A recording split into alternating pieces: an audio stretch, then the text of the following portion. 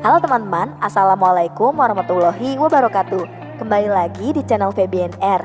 Nah, di video kali ini Febi akan berbincang-bincang santai dengan salah satu anggota Dinas Perhubungan Kabupaten Kediri. Nah, buat teman-teman yang penasaran gimana sih caranya untuk bisa gabung di Dinas Perhubungan dan bagaimana sih step by stepnya, teman-teman tonton video ini ya, karena kita sudah terhubung dengan Kak Adit dari Dinas Perhubungan Kabupaten Kediri. Yuk kita langsung dengerin. Oke, halo Kak Adit, apa kabar? Halo, Feby, alhamdulillah baik-baik aja. Alhamdulillah. Oke, sebelumnya boleh perkenalan dulu Kak. Oke, halo teman-teman, nama saya Aditya Hasan Pradana, saya tugas di Dinas Perhubungan Kabupaten Kediri.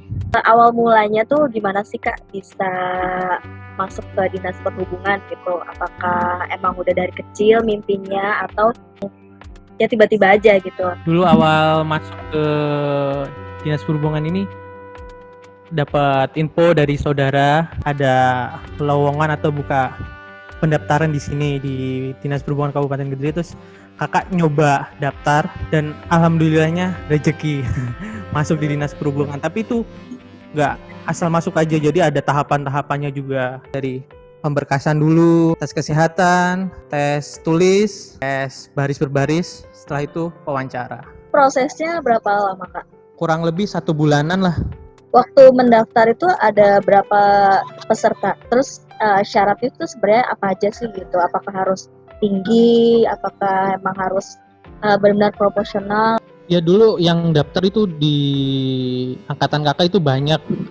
Itu yang diterima dulu kakak itu masuk tahun 2013, yang diterima itu kisar 8 orang. Syarat-syaratnya juga pasti tinggi badan. Tinggi badan itu juga penting, terus berat badan juga, profesional juga. Ada ukurannya, untuk laki-laki dulu itu sekitar 165, untuk perempuan 160. Tiap tahun kuotanya berapa Kak? Di pemerintahan itu ya, untuk pemerintahan itu enggak setiap tahun ada. Jadi tinggal tergantung dari instansinya itu sendiri membutuhkan tambahan karyawan atau enggak. Jadi enggak kayak kepolisian, tentara gitu enggak. Jadi setiap tahun ada itu enggak ada. Kalau untuk instansi daerah ya. Dari awal emang udah di Kabupaten Kediri gitu. Nah itu emang pilihnya di sana atau emang kebetulan ditugasinya di sana? Kakak dulu daftarnya di Dinas Perhubungan Kabupaten Kediri, jadi langsung ditugaskan di sana. Nggak pindah-pindah itu enggak. Nah Adit ini berarti dari tahun 2013 sampai sekarang gitu ya Kak.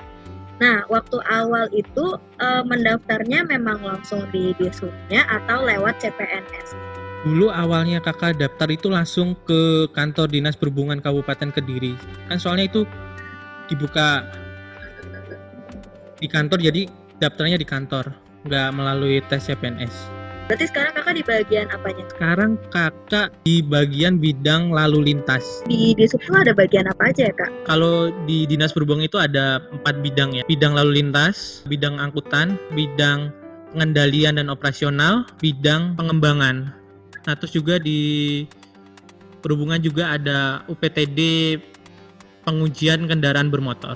Kakak dulu waktu lulus SMA langsung gitu ya, langsung daftar? Pas lulus SMA itu dulu nggak langsung daftar ke Disub ya. Kakak dulu juga pernah nyoba-nyoba ke lain. Terus juga belum rezeki mungkin, terus ada informasi dari saudara juga, Dinas Perhubungan buka lowongan, kakak coba daftar dan alhamdulillah sampai sekarang ini.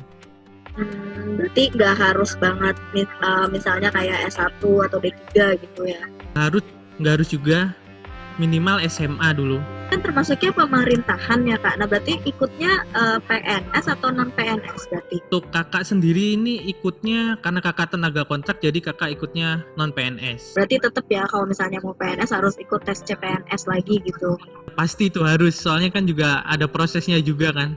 Kirain ada pengangkatan langsung gitu. Walaupun pengangkatan langsung juga tetap ada mekanismenya itu. Untuk terakhir dulu 2014 ada, itu juga harus ikut melalui tes CPNS itu. Kalau di Dinas Perhubungan nih, apa bedanya sih Kak sama polisi gitu? Kan sama-sama di lalu lintas. Bedanya dengan polisi, kita itu ada tupoksi ya. Tupoksi itu tugas pokok dan fungsi. Kalau di Dinas Perhubungan salah satunya pengadaan sarana dan prasarana lalu lintas. Salah satunya rambu, traffic light, marka jalan, dan salah satunya juga CCTV atau ATCS. Selama di Dinas Perhubungan nih kan udah lama banget, berarti hampir udah mau 7-8 tahunan ya. Suka dukanya apa sih Kak? Dari dukanya dulu aja ya. Dukanya awal kerja itu salah satunya pas lagi acara akhir tahun seperti tahun baru. Itu dulu cuacanya hujan deras sekali dari sore sampai pergantian tahun. Nah itu posisi hujan terus sampai pakai mantel pun tembus. Nah setelah reda, tadinya bajunya kering, dari basah sampai kering lagi. Nah itu suka dukanya. Nah untuk sukanya itu banyak banget. Salah satunya kebersamaan, jiwa korsa sama teman-teman itu. Misalnya ada yang susah sama teman, dibantu. Terus banyak deh pokoknya. Untuk tips nih Kak, tips sama triknya buat teman-teman di rumah atau adik-adik nih yang misalnya baru lulus SMA, terus misalnya S1 gitu. Nah, tips dan triknya gimana sih Kak? Tips dari kakak, kalau memang ada niatan pengen gabung di Dinas Perhubungan gitu kan, ada sekolahnya juga. Teman-teman mungkin kalau pengen sekolah di Dinas Perhubungan gitu ya, itu ada sekolahnya dan juga sudah pola pembibitan. Pola pembibitan itu jadi teman-teman ikut tes di sekolahan perhubungan, nanti teman-teman setelah lulus langsung diterima jadi PNS. Sekolah dinas gitu ya Kak? Iya, sekolah dinas betul. Kayak IPDN gitu nggak sih? Ya, perhubungan juga punya sendiri. Salah satunya sekolah transportasi darat yang ada di Cibitung. Oh, STTD ya? Iya, betul, STTD itu. Dan juga banyak ada di Tegal itu ada PKTJ, di Bali juga ada. Berapa lama berarti Kak untuk sekolahnya sendiri? Tinggal ngeliat jurusannya ngambil D3 kan berarti misalnya D3 lalu lintas itu kan berarti 3 tahun ya. Terus ada D4 transportasi darat itu kan berarti 4 tahunan. Nah itu nanti teman-teman bisa langsung dapat NIP. Nah itu nanti ditugaskan di kementerian dulu nanti. Kalau untuk jam kerjanya sendiri gimana tuh Kak kalau untuk dari Dishub?